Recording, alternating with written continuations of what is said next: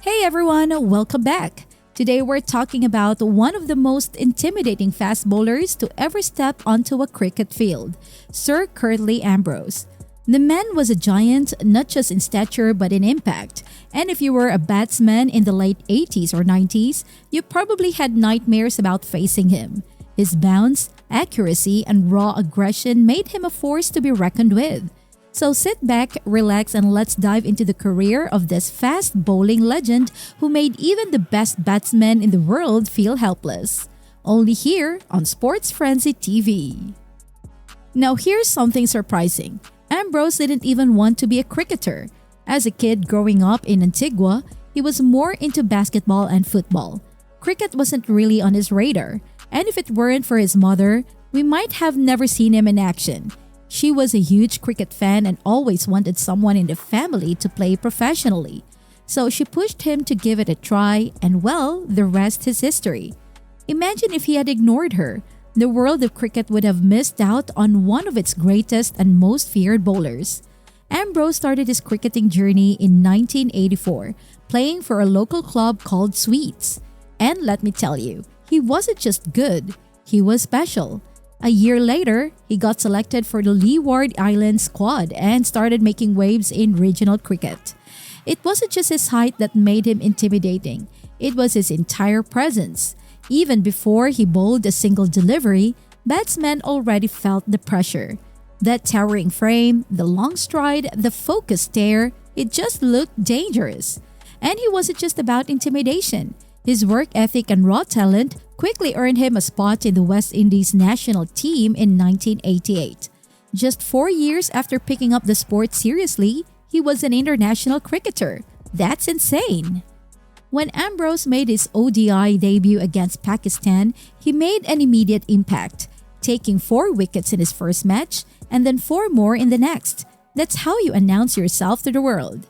Then came his first test series against England, where he played all 5 matches and took 22 wickets, the second highest in the series. And this wasn't just luck, this was a sign of things to come.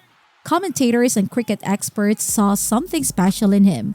He was often compared to Joel Garner, another legendary West Indian fast bowler, mainly because of the insane bounce it generated after the ball pitched. The following year against Australia, Ambrose took 26 wickets in the series and helped West Indies clinch a win. At this point, it was clear, this guy was different.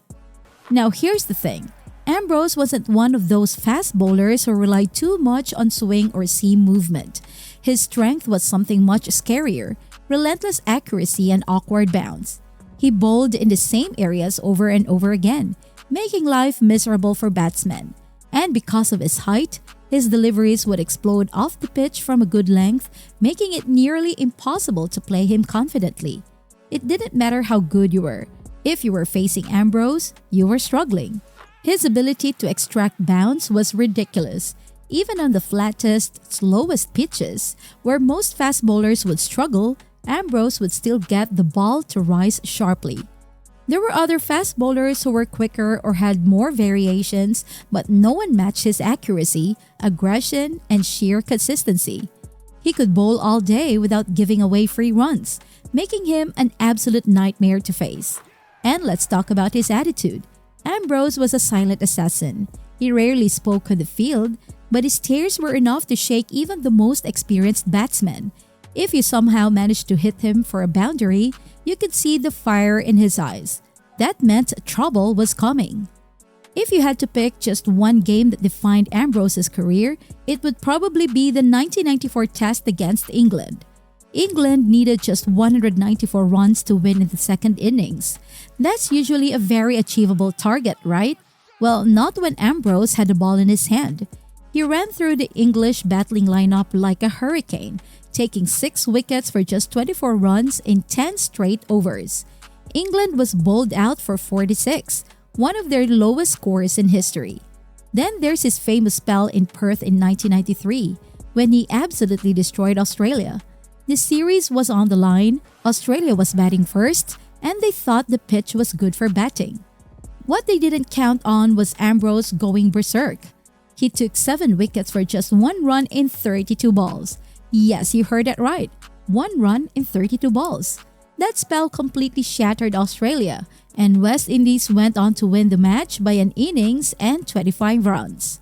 That performance delayed Australia's dominance in world cricket, because if not for Ambrose, they might have started their golden era 2 years earlier. Now let's talk about the one time someone actually made Ambrose angry, and why it was a terrible idea. During a match against Australia in 1993, batsman Dean Jones made a huge mistake. He told the umpire that Ambrose should remove his sweatband, thinking it was distracting. Ambrose was not happy. At first, he refused, but after some discussion with his captain, he removed it. And then, absolute mayhem. Ambrose immediately tore through the Australian batting lineup, taking 5 wickets for 32 runs, leading West Indies to victory. Dean Jones later admitted that the next 3 deliveries he faced from Ambrose were the fastest he had ever seen in his life. Lesson learned: don't mess with Curtly Ambrose.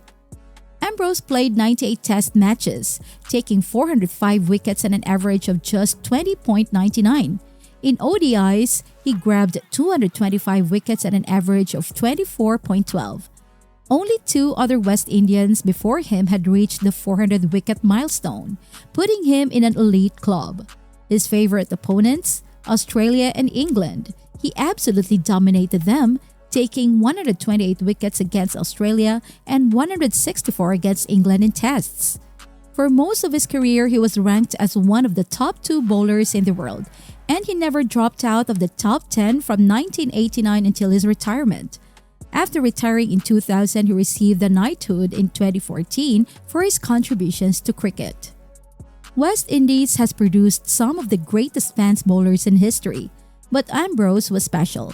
His accuracy, bounce, and raw aggression made him one of the scariest bowlers ever. He wasn't just great, he was a match winner. Even today, young cricketers study his bowling, trying to understand what made him so dominant. So that's it for Curtly Ambrose's legendary career. If you enjoyed this breakdown and want to see more content like this, make sure to like, share, and subscribe. Until next time, keep watching and enjoying this amazing game. See you soon!